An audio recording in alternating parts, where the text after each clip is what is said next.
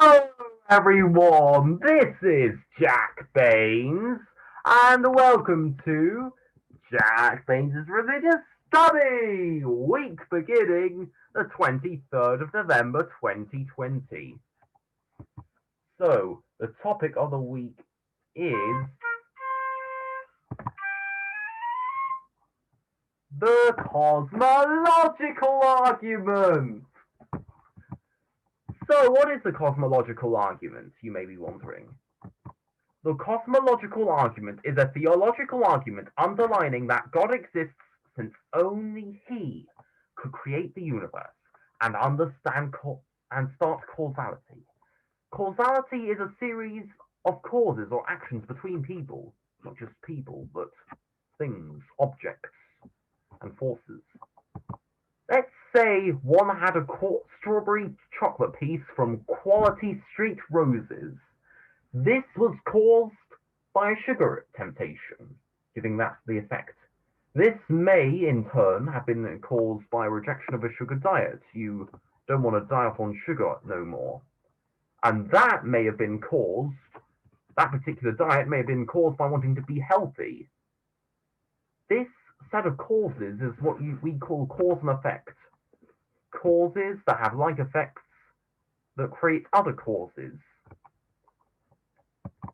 As a theological concept, causality was made clear by medieval Italian philosopher St. Thomas Aquinas in Summa Theologica, question 2, whether it can be demonstrated that God exists. Demonstration can be made in two ways.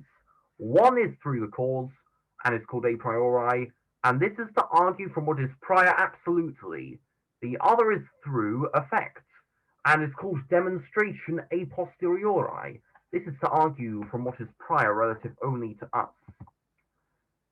And later on he says, hence the existence of God in so far as it is not self-evident to us, can be demonstrated from those of his effects which are known to us.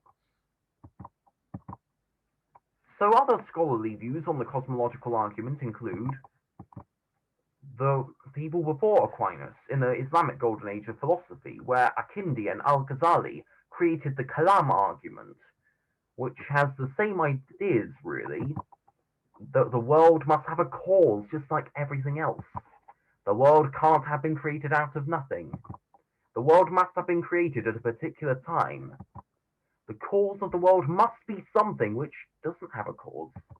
This being is undeniably God. That is where cause and effect links theologically, that God is the one who starts all these causes, who is uncaused, begotten, not created. And cosmological argument is, of course, to prove that God exists in this particular way. So there are many philosophers, however, who disagree with the cosmological argument. For example, the German Enlightenment philosopher Immanuel Kant wondered why the causes had to link to the God of classical theism out of all beings, rather than any other candidates.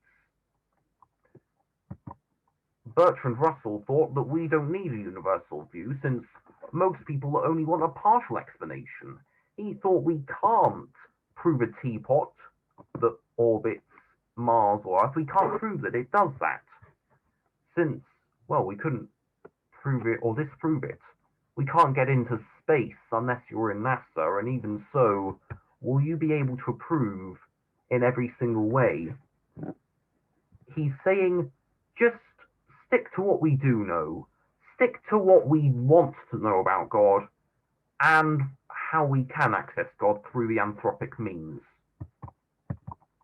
So to give you some different perspectives of cosmological argument, not necessarily from scholars, here is what a passionate person may say. Yay! I love Quality Street Heroes. They must have a cause for me to have such an addictively sweet mouthing effect when I eat it, which would be even better if God caused it. Oh yes, I mean, he is a sweet God for sure. Yay! Surely God can be the causer of my passion for religious studies. Who could it be? I mean, it couldn't be Jack Baynes' Religious Study, now could it? No, only God could cause me to have such passion in him. A religious person, not necessarily passionate, may say that causality has many examples in the Bible.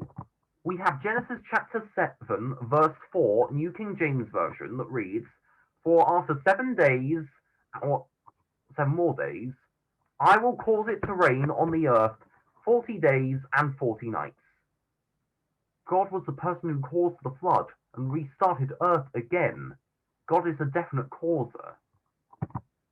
Mark chapter 13, verse 12, New King James Version.